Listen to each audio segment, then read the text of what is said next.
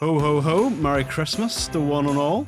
I've got my festive jumper on. I've been bullied into it by Stephen Beacom. We've got some exciting festive news in the world of football though coming up, Stephen.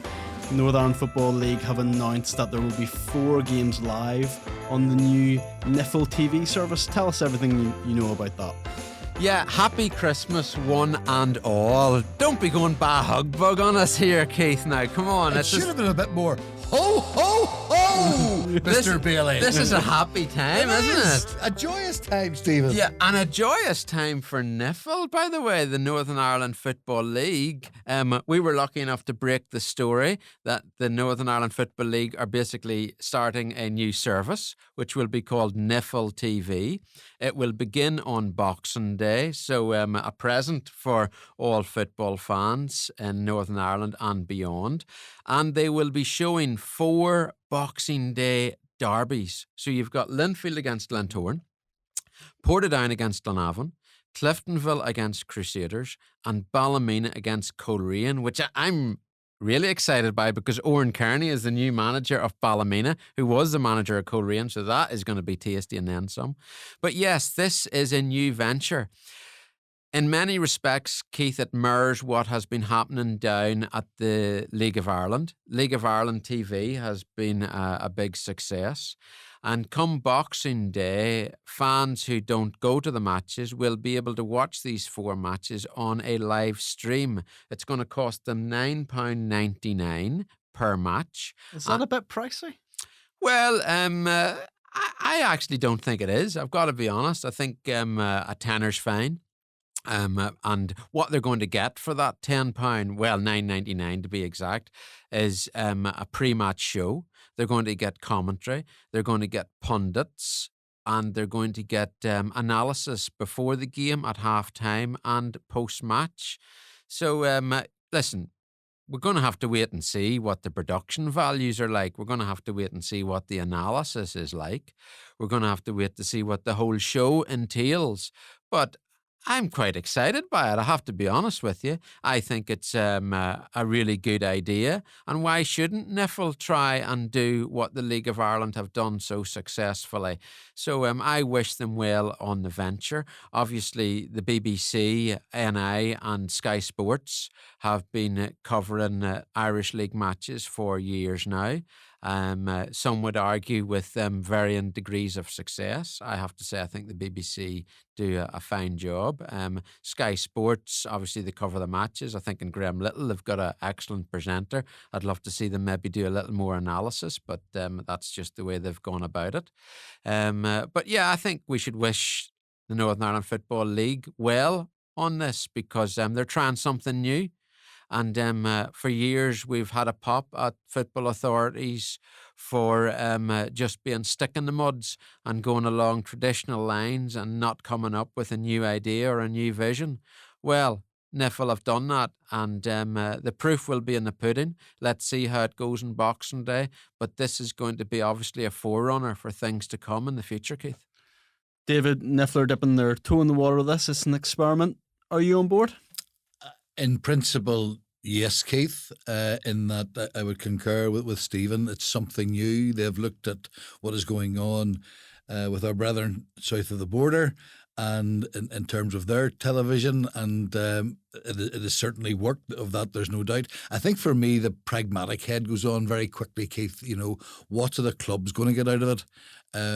Because I know that there's Linfield TV, I know Portadown stream the games. I think other clubs have tried to do it independently. Mm-hmm. Now I'm not exactly sure of the revenue that comes back in again. Well, I can tell you this, having spoken to the NIFL chief executive, Gerard Lawler, I did ask him that question, what are the clubs going to get out of this? And essentially they're going to look at the numbers. They're going to see how many people avail of this facility and this service and see what the numbers are. But the plan is that these clubs who are involved, obviously, on Boxing Day are going to be rewarded obviously NIFL are looking and hoping for big numbers. So the more people that they can attract to watch these games and these shows, the more money clubs will receive. I suppose the pragmatic head in me, Stephen, is, we've talked about Linfield streaming games Portadown. I know Glentoran have done it.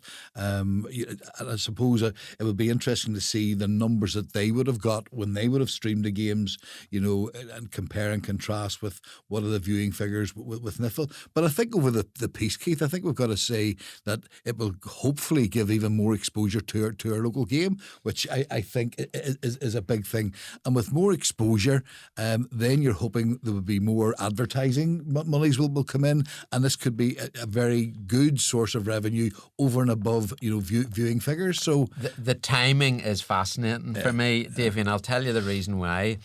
Boxing Day is a very special day in the Irish League calendar. Like you could go across to England, Scotland, Wales or further afield and they will all know about the Linfield-Glentoran game. And what's really interesting is on Boxing Day there's only one English Premier League match between Manchester United and Newcastle, and that starts at 8 o'clock. All of the Irish League games start at 3. So there's clearly a market there, potentially a void, because I know a lot of people like to watch a game of football on Boxing Day.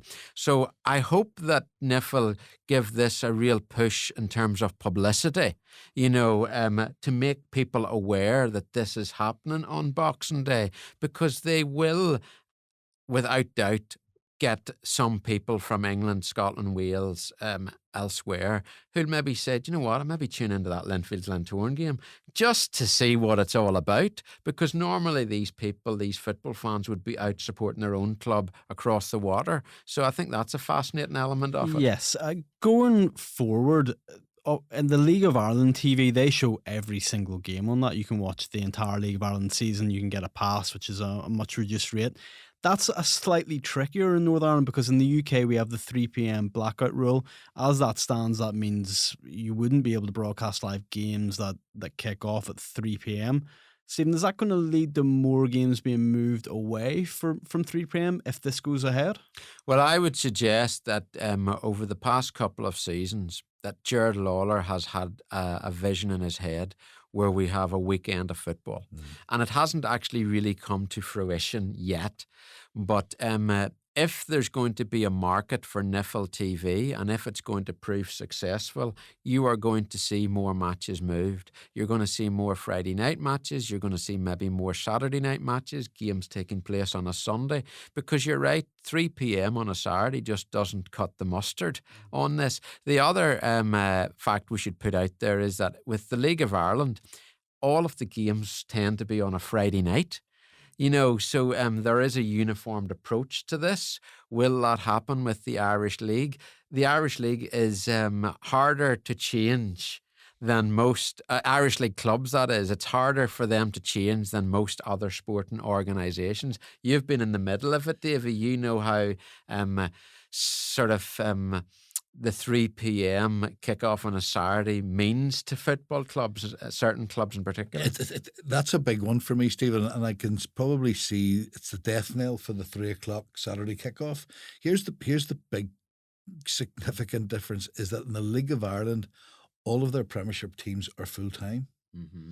And with that comes an acceptance that there's flexibility and there's more adaptability and being able to meet the needs of their league down there in terms of showing games. The big question is going to be, is this going to be an even greater advantage for the full-time teams vis-a-vis the part-time teams in terms of when games are going to be scheduled? But for a lot of people, for local supporters, 3 o'clock Saturday afternoon is the be-all and end-all. And I get the fact that there are many other competing issues. Junior football being one, never mind the 3 o'clock rule about not showing games. So to me, in principle, still I think if it's something new, if it increases the exposure, but there's a lot of things that have got to be worked through. But listen, Gerard has, as I say, has been working so hard to promote the game. Let's wait and see.